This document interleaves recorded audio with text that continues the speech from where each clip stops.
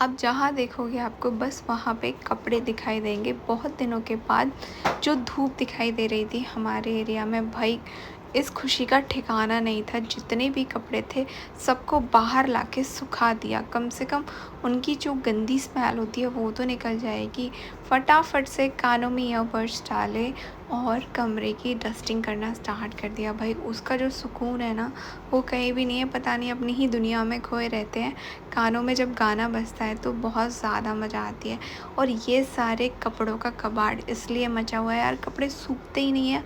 आज सारे के सारे कपड़े अच्छे से सूख गए थे, यहाँ तक कि मेरी बेडशीट को भी मैंने धो डाला और सुखा डाला।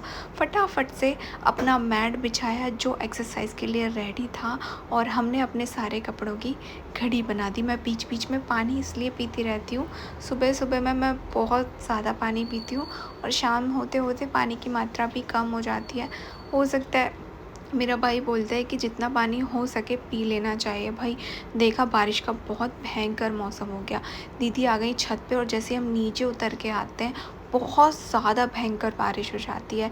बच्चों को लेके आकर मतलब तब तक बारिश भी ख़त्म हो जाती है। बच्चों को लाकर हम शाम के खाने की तैयारी करते हैं, जिसमें आज बनने वाली थी बिरयानी। जिसका मतलब ऐसा होता है घर पे कोई डिश बनने वाली है हम पहले से डिसाइड कर लेते हैं। कोई पक्का भी नहीं होता हाँ वही बनेगी, पर हाँ अगर कोई उससे रिलेटेड कोई चीज़ ला के देता है वो पक्का बन जाती है।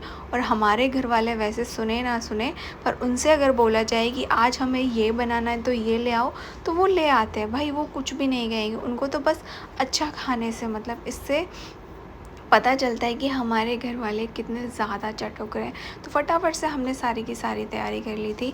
एक कुकर में मैंने जो वेजिटेबल्स डालनी थी उनको बॉईल कर लिया था, चावल को भी बॉईल करके रख लिया था, ग्रेवी भी बना ली थी।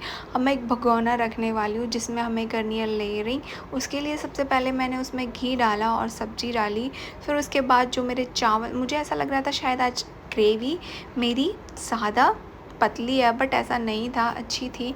और आज गलती से ऐसा हुआ कि मैंने बोला यार हम जो बिरयानी मसाला डालते हैं वो था नहीं, तो मेरे को बोला गया कि कोमल ऐसा कर घर पे ही बना लेते हैं। मैंने कहा ठीक है बना लिया। मेरे को एकदम अंदाज़ा वगैरह नहीं था, मैंने भाई भर के वो मसाला डाल दिया और इस चक्कर में बिरयानी इतनी तीखी हो गई ना, मतलब आप एक बाइट खाओ ना आप हाहाकार मचा दो।